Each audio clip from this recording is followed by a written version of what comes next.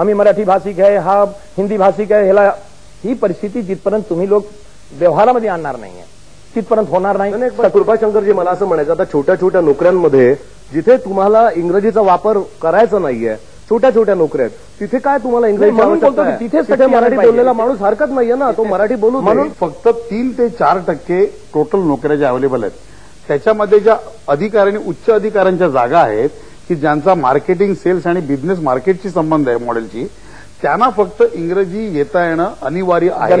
आणि तेच आहे, बाकी प्रत्येक ठिकाणी स्थानिक भाषेला आणि त्या भाषेत शिकणाऱ्या आणि त्या राज्यात राहणाऱ्या लोकांना प्राधान्य मिळायला काहीच हरकत नाही. आपण म्हणतो सर्व्हिस इंडस्ट्री, आता आपण थाय एअरवेजनी जातो, किती लोकांना प्रॉपर इंग्लिश येतं? जातोच ना लोक. बरोबर, लोक कॉस्ट बघतात आणि सर्व्हिस बघतात. तिकडे भाषा ही अडचणीची होऊ शकत नाही. त्यामुळे मराठी यांचं उदाहरण जे आहे ना, हे बरोबर आहे की काही ठराविक जागा जिकडे हायली स्किल्ड जॉब्स आहेत आणि त्या ठिकाणी इंटरपर्सनल रिलेशनशिपमध्ये त्या इंग्रजी भाषेचं आवश्यकता असेल, ते सोडलं तर आपण ही जी इंग्रजीचं जे स्तोम माजवलं आहे हे तितकंसं बरोबर नाही. मला काय म्हणायचंय की आता आम्ही फक्त थाय म्हणजे एक परदेशी याचं उदाहरण दिलं.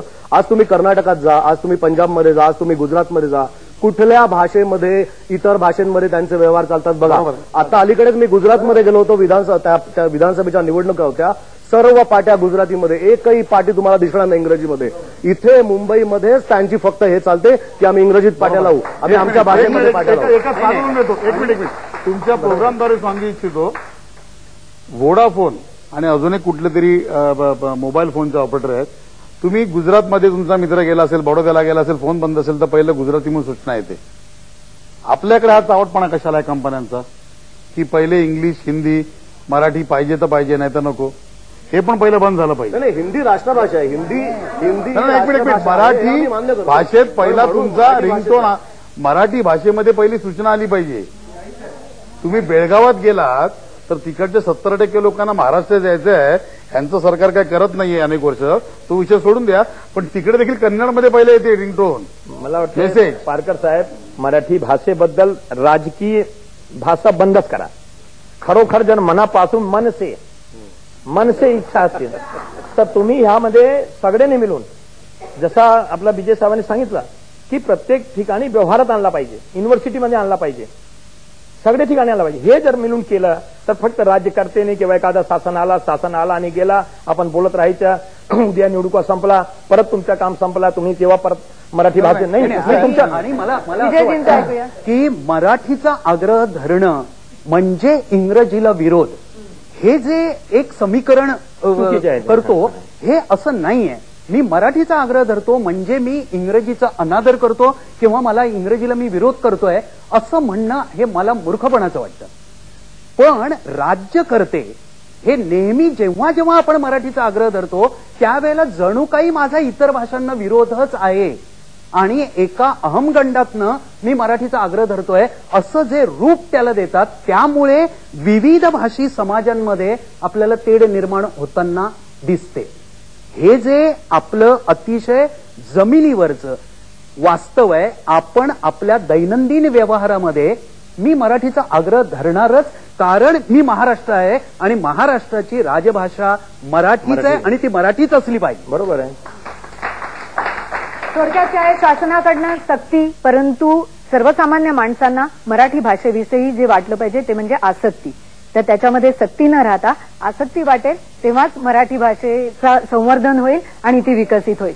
मी इथे लक्ष वेधू इच्छिते ते म्हणजे मुंबई विद्यापीठामध्ये जे मराठीला वाहिलेलं असं सेक्शन आहे, त्याच्यामध्ये आपण पाहतो फक्त साहित्य आणि समीक्षा, परंतु त्याच्या पलीकडे काय काय आहे जाताना फारसं दिसत नाही. मला असं वाटतं की शेवटी मुंबई विद्यापीठ काय, महाराष्ट्रातली सगळी विद्यापीठं आपण घेतली तरी या विद्यापीठांचे केवळ मराठीचे जे अभ्यासक्रम आहे, हे मराठीचे अभ्यासक्रम आजही दुर्दैवाने साहित्य केंद्रीय किंवा समीक्षा केंद्रीय. आपण साहित्याचाही अभ्यास करतो आणि आपण भाषेचाही अभ्यास करतो. आज मराठी जर वाढायची असेल, तिला जर अधिकाधिक व्यापक असं जर आपल्याला करता येणार असेल तर आपल्या अभ्यासक्रमांचं स्वरूप पहिल्यांदा बदलायला पाहिजे. आजही मराठीचा कोणताही विषय घेतला तरी आपण ज्ञानेश्वरांपासूनच सुरुवात करतो. मी आहे 2008 मध्ये 2008चं जे भाषिक वास्तव आहे या वास्तवाचा अंतर्भाव मराठी अभ्यासक्रमांमध्ये होण्याची अत्यंत गरज आहे. आपली अभ्यास मंडळ काही प्रयत्न केले गेलेत का? प्रयत्न चालू आहेत. विविध प्रकारची अध्यासनं विद्यापीठामध्ये निर्माण होतात. मराठी भाषेच्या अभिवृद्धीसाठी जितक्या जोमाने प्रयत्न करायला पाहिजेत ते प्रयत्न होत नाहीत. त्याबद्दलची उदासीनता विद्यापीठांच्या पातळीवर सुद्धा आहे. मी केवळ मुंबई विद्यापीठाबद्दल बोलत नाही. आज म्हणजे मी माझ्या महाविद्यालयाचं उदाहरण घेतो की रामनारायण रुईया महाविद्यालय हे एकमेव असं महाविद्यालय आहे की ज्यामध्ये 2 डिव्हिजन्स अशा असतात सिंगजी की ज्या ठिकाणी सगळे विषय मराठीतनं शिकवले जातात. मला अत्यंत अभिमानाची गोष्ट असते आज फिल्म इंडस्ट्रीमध्ये किंवा नाटकाच्या क्षेत्रामध्ये वर्तमानपत्रांच्या क्षेत्रामध्ये याच पूर्ण मराठी भाषेत शिक्षण घेतलेले विद्यार्थी आज या प्रत्येक क्षेत्रामध्ये टॉपला आहे. म्हणजे केवळ मराठीमध्ये ते शिकले म्हणून त्यांचं आयुष्य काही बर्बाद झालं आणि त्यांचा नाश झाला असं काही चित्र नाहीये. संजय निरुपम शिवसेनामध्ये असताना छठपूजा केले तेव्हा तुम्ही सगळे भगवे झेंडे लावला जुहू चौपाटीवर. त्यावेळी होते राजसाहेब ठाकरे होते. एक प्रश्न आहे. आजकाल जे आपण पाहतो की BA, MA किंवा मराठी लिटरेचरमध्ये PhD करणाऱ्यांची संख्या थोडी रोडावली असं वाटतं का? किंचित रोडावली आहे. कारण माझ्या अवतीभोवतीचं या विद्यार्थ्यांच्या अवतीभोवतीचं वास्तव असं आहे की मराठीतली डिग्री घेऊन मी काय करू. पण साधं आज आपल्याकडे एवढी चॅनल्स आहेत. वर्तमानपत्र प्रचंड आणि भाषिक जी वर्तमानपत्र आहेत या भाषिक वर्तमानपत्रांचं भविष्यकाळ हा भाषिक वर्तमानपत्रांचाच भविष्यकाळ असणार आहे. जर आपण या भाषिक वर्तमानपत्रांकडे बघितलं इतर फील्ड्सकडे आपण बघितलं इतर क्षेत्रांकडे बघितलं तर मराठीत पदवी घेऊन सुद्धा अनेक संधी आज उपलब्ध आहेत. फक्त त्या प्रकारचं प्रशिक्षण मराठी विषय घेऊन BA, MA आणि PhD करणाऱ्यांना सोबत त्यांना नव्या ज्ञानाचं प्रशिक्षण त्यांना देण्याची आवश्यकता आहे. मुळात असं झालंय या मुंबईमध्ये जे तुम्ही म्हणताय की परप्रांतीयांचे एक सगळे लोंढे आले इकडे स्थिरावले रोजीरोटीसाठी इथे आले त्यांच्यामध्ये जे कुर्रा शंकर सिंहांना ते मान्य असेल त्यांची जी मतं आहेत त्यांची जी एकूण हे आहे ती वाटून घेण्यासाठी ही धडपड सगळी सुरू झाली आणि त्याच्यातनं त्यांची सगळी राजकारण सुरू आहेत. आणि म्हणून हा कुठेतरी पुन्हा एकदा संपूर्ण मराठी समाजाला आपल्याला एक असंतोष जो होता गेल्या 40 वर्ष मराठी भाषेविषयी जे काही अन्याय होतोय जे अतिक्रमण होतोय त्याचा जर स्फोट का झाला तर त्याचं कारण असं आहे की ही जी मतांची जी हिंदी मतांची जी एकूणच रस्सीखेच सुरू झालेली आहे वेगवेगळ्या यांच्यामध्ये. 24 जानेवारीला उत्तर प्रदेश स्थापना दिवसाचा कार्यक्रम सुरू होता हा मुंबईमध्ये 3-4 ठिकाणी. उद्धवजी ठाकरे 2-3 ठिकाणी त्यांना बोलावलं आणि त्यांनी बोललं की तुम्ही असं आहे त्यांचं स्वागत केलं. राज ठाकरे साहेबांना बोलवलं नाही. त्यातून हे सुरू झाला.